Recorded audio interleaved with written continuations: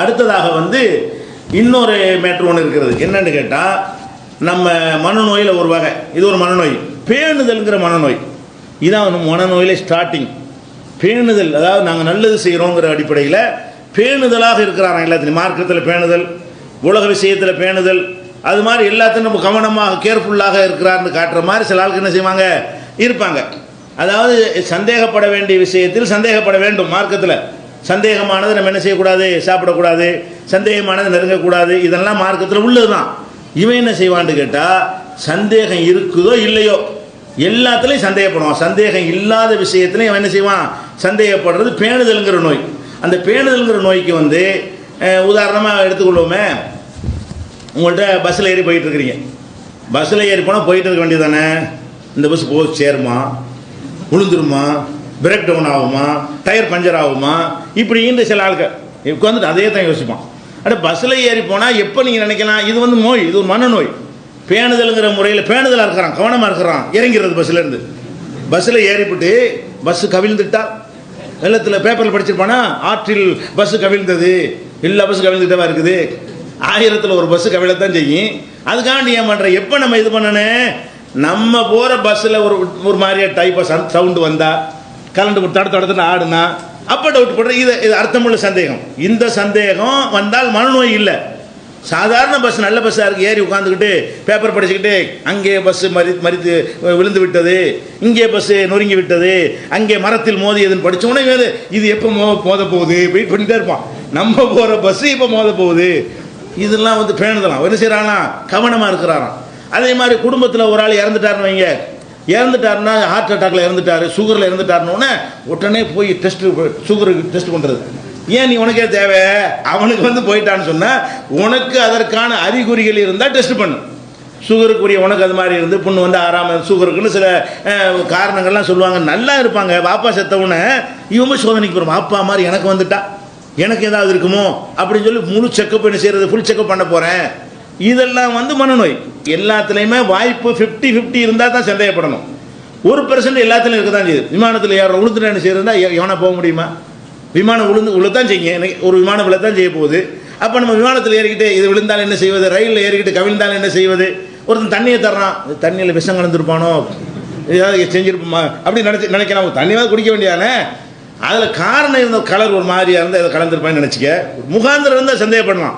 சாதாரண தண்ணியை தந்தால் சந்தேகப்படக்கூடாது. பால் தர்றான், கலராக இருக்குது, அவன் எதிரியும் இல்லை, சரின்னு அவன் குடிச்சிட வேண்டியது தானே. பாலை கையில் வச்சுக்கிட்டு இவன் பால் தர்றான், இல்லை போட்டிருப்பானோ, எலி மருந்து ஊற்றிருப்பானோ, இப்படின்னு இது என்ன, இது வேஸ்ட்டு. அதே நேரத்தில் பால் மூக்கிட்ட கொண்டு ஒரு மாதிரியா வாடை வருது. அப்போ என்ன செய்ய, சந்தேகம் வரலாம், என்ன ஒரு மாதிரி மருந்து வாடை வருது, கலந்துருப்பானோ, இந்த சந்தேகம் ஓகே. அப்போ அந்த சந்தேகம் என்பது பேணுதல்ங்கிற முறையில் எப்படி இருக்க வேண்டும் என்று சொன்னால், காரண காரியத்தோடு தான் நீங்கள் சந்தேகப்படணும். காரண காரியம் இல்லாமல் சந்தேகப்படுவது என்பது எதில் சேர்ந்தனே, இதுதான் ஆரம்பமே. மனிதனுடைய மனநோய் எதுன்னு கேட்டால் பேணுதலாக இருக்கும், கேர்ஃபுல்லாக இருக்கிறோம். இன்னும் சொல்ல போனால் நாங்கள்லாம் மதரசாவில் ஓதுகிற காலத்தில் இப்போவும் இருக்குது, இப்போ நிறைய ஊரில் காணா போச்சுன்னு வைங்களேன், பள்ளிவாசல் என்ன பண்ணிடுவாங்கன்னா டேலா கட்டின்னு வச்சுருப்பாங்க. இப்போ இருக்கா பள்ளிவாசலாம் இல்லை. ஆனால் கொஞ்சம் நடுத்தரமான ஆட்கள்லாம் நீங்கள் பார்த்துருப்பீங்க, நடுத்தர வயசாளர்கள்லாம் நினைச்சிருப்பீங்க. பள்ளிவாசல் பூரா என்ன செய்வான்னா, பெண்களுக்குலாம் விசித்திரமாக இருக்குது இதெல்லாம் கேட்டால், அவங்க உலகத்துக்கு அப்பாற்பட்ட விஷயம் இதெல்லாம். இருந்தாலும் அந்த மனநோய்க்காக சொல்ல வர்றேன். என்ன செய்வார்கள் என்று கேட்டால், இந்த இளைஞர்கள்லாம் தெரியாது டேலா கட்டினா. டேலா கட்டினா என்னன்னு கேட்டால், இந்த களிமண் இருக்குல்ல, களிமண்ணை வந்து நல்லா கரைச்சி ஊற்றி அந்த போண்டா அளவுக்கு, சின்ன சின்ன போண்டா அளவுக்கு என்ன செய்வாங்க, காய வச்சு பள்ளிவாசலில் கல் போட்டு வச்சுருப்பாங்க. அதுக்கு ஒரு தனியாக பெட்டி இருக்கும். அந்த கல்லை எடுத்துக்கிட்டு யூரின் போகும்போது என்ன செய்வாங்க, அதில் ஒரு கல்லை எடுத்துக்கிட்டு தான் போவாங்க. கல்லை எடுத்துகிட்டு போய் யூரின் போயிட்டு அந்த யூரினில் 1-2 சொட்டு மிச்சமாக இருந்து எந்திரிச்ச பிறகு வேட்டியில் போட்டுட்டா என்ன செய்கிறது அப்படிங்கிறதுக்காக என்ன செய்வான்னா, யூரின் போயிட்டு வந்து அந்த டேலா கட்டிய வேட்டிக்குள்ளே விட்டு இப்படியே கையில் வச்சு நடப்பான். யூரின் போயிட்டு வந்து பள்ளிவாசல் நடக்கும். இதெல்லாம் இந்த நடுத்தர ஆள்கிட்டலாம் கேளுங்க, எல்லாருக்கும் தெரியும். ஒரு 30 வயசுக்கு மேலே உள்ள எல்லாரும் பள்ளிவாசலில் பார்த்துருப்பாங்க. இப்போ அது ஒளிஞ்சு போச்சு. அனைத்து பள்ளிவாசல்கள்லையும் இருக்கேன். அது வந்து எங்கள் மதரசெல்லாம் கம்பல்சரி செஞ்சாகணும்.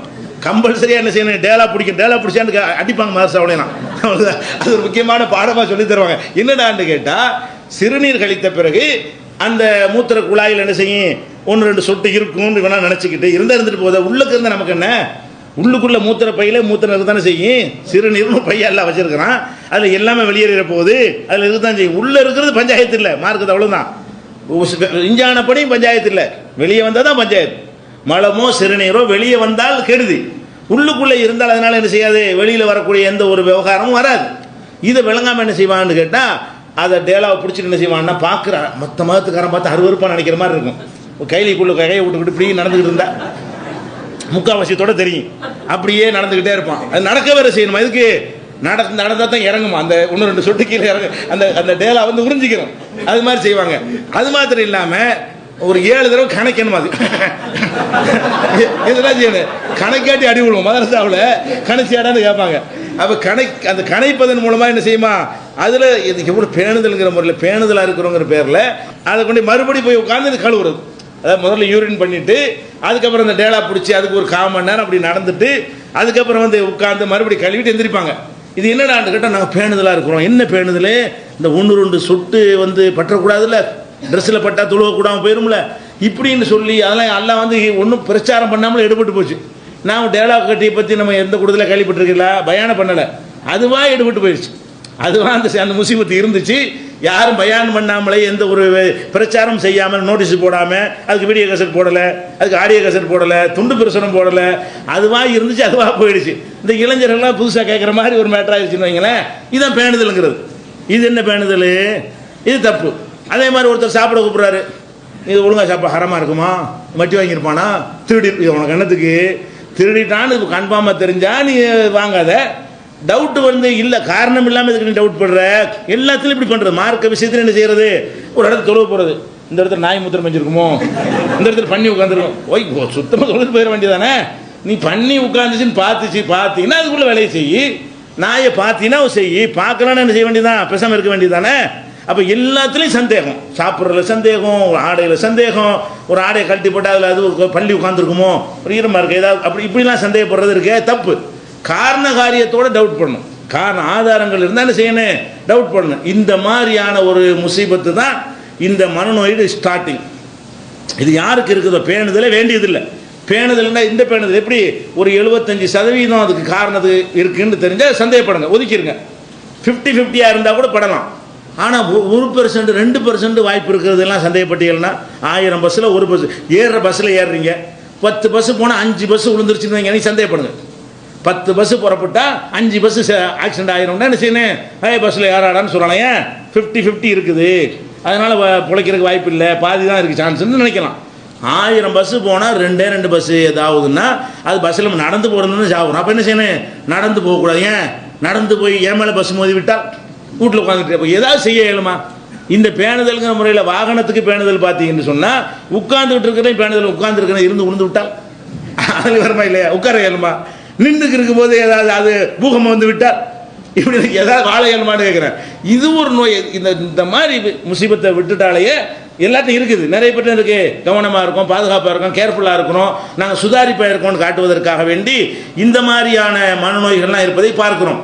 அதே மாதிரி வந்து இன்றைக்கு நம்ம மார்க்கத்தின் அடிப்படையில் பார்த்தீங்கன்னா, அந்த தொழுகையில் குர்ஆன் ஓதும்போதெல்லாம் அந்த உச்சரிப்பை கொண்டு வர்றதுக்காக வேண்டி, இந்த உச்சரிப்பை கரெக்டாக சொல்கிறதுக்காக வேண்டி இந்த லாத்துன்னு சொல்லுவோம், எச்சியை கொண்டு அடுத்த கொஞ்சம் துப்போம். இது என்ன மார்க், அதாவது ஏந்த அளவுக்கு தான் சொல்லணும். இது அல்லாவுடைய ரசூலை இந்த மாதிரி எல்லாம் நமக்கு என்ன செய்யலை. பல விதங்களாக ஒரு மனிதன் வந்து உச்சரிப்பு, நம்ம தமிழே பேசுகிறோம், தமிழ் பேசும் பொழுது எல்லாருமே இந்த கரெக்டான அடிப்படையில் பேசுகிறீங்க.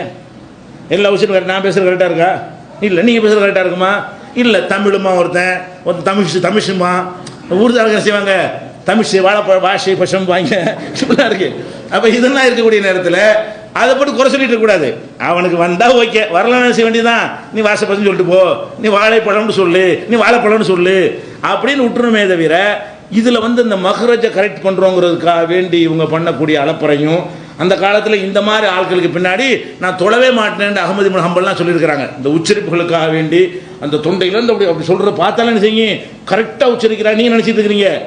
இது ஓவராக கரெக்டாக இருக்கக்கூடாது. கரெக்டாக இருக்குங்க என்ன செய்யக்கூடாது. ஒரு சில பேர் ஐனை சொல்லுவாங்க, இந்த ஐனு தொண்டையில் உச்சியிலேருந்து வரணும்னு கணக்கு போட்டு சொல்லும் பொழுது அதை என்ன செய்யணுமா, ஒருத்தன் ஓடிய போகிறோம் மார்க்கத்தை விட்டு. இந்த மாதிரி நமக்கு சொல்ல இயலாத, இந்த மாதிரி நமக்கு வராது, இவன் சொல்கிற மாதிரி இங்கே தொண்டையோட அடியிலேருந்து எங்கே நயனை கொண்டு வர்றது அப்படின்னு நினச்சி அவன் ஓட ஆரம்பிச்சிருவான். இது மாதிரி இருக்கிறலாம். இப்னு குதைபா அவர்கள் வந்து தல்பீஸ் இப்லீஸ்னு ஒரு புத்தகம் எழுதியிருக்கிறார். இப்லீஸின் குழப்பங்கள் அதில் இந்த மாதிரி என்னென்ன மாதிரிலாம் கூத்தடிக்கிறாங்கன்னு பேணுதல்ங்கிற பேரில் இந்த மகரஜை கரெக்ட் பண்ணுற கிராத்துங்கிற பேரில் நீட்டு ஓதுவாங்க. அப்படியே ஓதுவான் சாதாரணமாக ஓதிட்டு போகணும். இந்த கிராத்துன்னு சொல்லி இந்த அப்துல் பாசித்து எகிப்து கிராத்துன்னு போடுறாங்க. அதெல்லாம் குரானை கொலை செய்யக்கூடிய கிராத்து சாதாரணமாக இப்போ ஓதிட்டு இருக்காங்க. மக்கா மதீனாவில் கரெக்டாக இருக்கிறது. தொழுது போகிறாங்கல்ல சாதாரணமாக ஓடிட்டு இருக்கணுமே தவிர ஒரு விஷயம் அல்ஹம்துலில்லாஹி ரப்பில் ஆலமீன் ஓதி முடிக்கிறதுக்கு 20 நிமிஷம் எடுக்கிறான். இதுக்கே 20 நிமிஷம்? அல்ஹம்துலில்லாஹி ரப்பில் ஆலமீன் சொல்லுவதை வந்து 20 நிமிஷம் ஆகுமா? அந்த மாதிரி இழுத்து நீட்டி என்ன செய்யறான் ஓவர். இதெல்லாம் கூட பேணுதலாக இருக்குங்கிற பேரில் இப்லீஸுடைய வேலைன்றாங்க.